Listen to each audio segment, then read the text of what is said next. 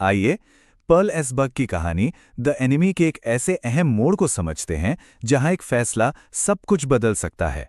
ये कहानी world war के दौरान की है, एक ऐसा वक्त जब इंसान और दुश्मन के बीच की लकीर बहुत धुंधली पड़ गई थी। सोचिए जरा, कहानी की शुरुआत ही एक ऐसे सवाल से होती है जो किसी को भी हिला कर रखते। एक तरफ डॉक्टर की शपथ है और दूसरी तरफ एक नागरिक का कर्तव्य। जब ये दोनों आमने सामने आ जाएं, तो कोई क्या करेगा? तो ये कहानी है जंग के बीच एक जापानी डॉक्टर के सामने आई एक नामुमकिन सी चुनौती की। एक ऐसा चुनाव जहां उसका फर्ज और उसकी इंसानियत दोनों दांव पर लगे थे। ये दुविधा किसी आम इंसान की नहीं है, बल्कि एक ऐसे शख्स की है जिनकी पूरी जिंदगी ही दो अलग अलग दुनियाओं के बीच गुजरी है। तो चलिए मिलते हैं डॉक्टर सदाओ होकी से। इससे पहले कि हम आगे बढ़ें, ये समझना बहुत ज़रूरी है कि डॉक्टर सदाओ आखिर थे कौन और उनकी परवरिश कैसे हुई थी, क्योंकि यही बातें उनके फैसले को इतना मुश्किल बना देती हैं। तो देखिए, डॉक्टर सदाओ जापान के एक बहुत मशहूर सर्जन और साइंटिस्ट थे। समंदर किनारे उनका पत्थर का एक खूबसूरत घर था। उनके पिता एक कट्टर देशभक्त थे जिसका उन पर गहरा असर था। लेकिन उनकी जो पढ़ाई लिखाई हुई थी वो अमेरिका में हुई थी। बस यहीं से उनके अंदर का टकराव शुरू होता है। उनके पिता, जो एक बेहद पारंपरिक और गंभीर इंसान थे, उन्होंने सदाओ के मन में बचपन से ही देशभक्ति कूट कूट कर भरी थी। उनके लिए जापान के भविष्य से बढ़कर कुछ नहीं था। डॉक्टर सदाओ की जिंदगी अमेरिकी तालीम और जापानी परंपरा का एक गजब का मेल थी। 22 साल की उम्र में वो अमेरिका गए। वहीं उनकी मुलाकात हाना से हुई। लेकिन अपने पिता के उसूलों का ख्याल रखते हुए उन्होंने ये पक्का किया कि हाना भी जापानी ही हों, और 30 की उम्र तक वो एक नामी सर्जन बनकर जापान वापस आ गए। सदाओ इतने काबिल सर्जन थे कि उन्हें सेना के साथ जंग पर नहीं भेजा गया। असल में उन्हें जापान में दो खास वजहों से रोका गया था। एक तो उनकी रिसर्च जो घावों को ठीक करने पर थी, और दूसरी ये कि शायद बूढ़े जनरल को कभी भी ऑपरेशन की जरूरत पड़ सकती थी। चलिए अब सीधे कहानी के उस पल पर चलते हैं जहां से सब कुछ बदल जाता है। यहां से माहौल में एक अजीब सा तनाव और रहस्य घुलने लगता है। वो एक बिल्कुल आम सी शाम थी। डॉक्टर सदाओ अपने घर के बरामदे में खड़े थे और सामने समुंदर से घना कोहरा उठ रहा था जो धीरे धीरे सब कुछ अपनी चादर में लपेट रहा था। और ठीक तभी उस धुंध के बीच से एक काली सी परछाई उभरी। ऐसा लगा मानो समुंदर ने किसी को बाहर उगल दिया हो। वो साया कुछ कदम लड़खड़ा कर चला और फिर दोबारा उसी कोहरे में गायब हो गया। सदाओ और हाना तेजी से नीचे की तरफ भागे। वहां उन्होंने देखा कि रेत पर एक आदमी बेहोश पड़ा है।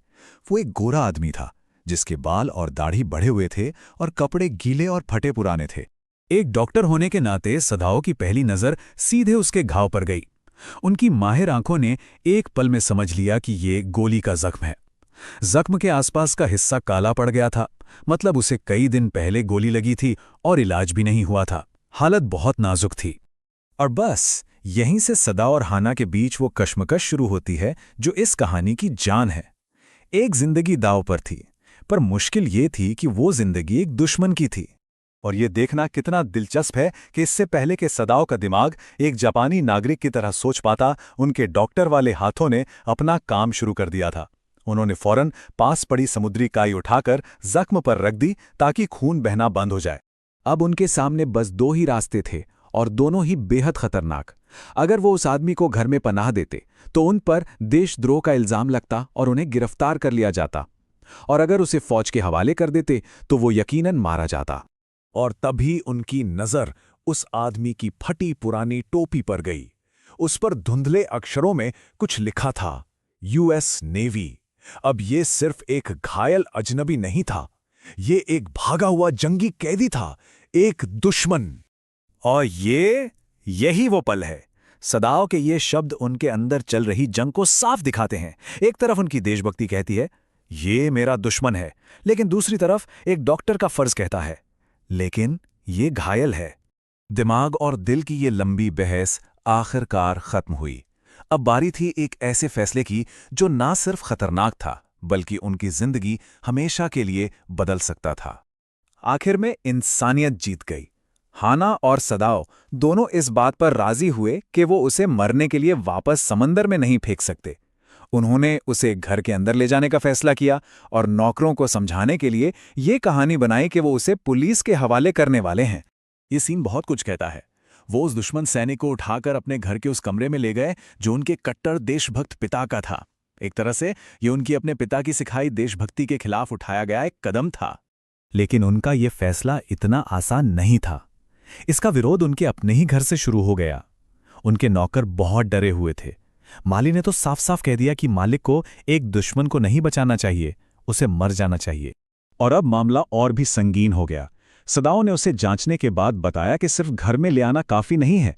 अगर इस आदमी की जान बचानी है तो इसका ऑपरेशन करना ही होगा, जो कि और भी बड़ा खतरा मोल लेने जैसा था। उन्होंने अपने डॉक्टर होने की शपथ को देश के प्रति फर्ज से ऊपर रखा।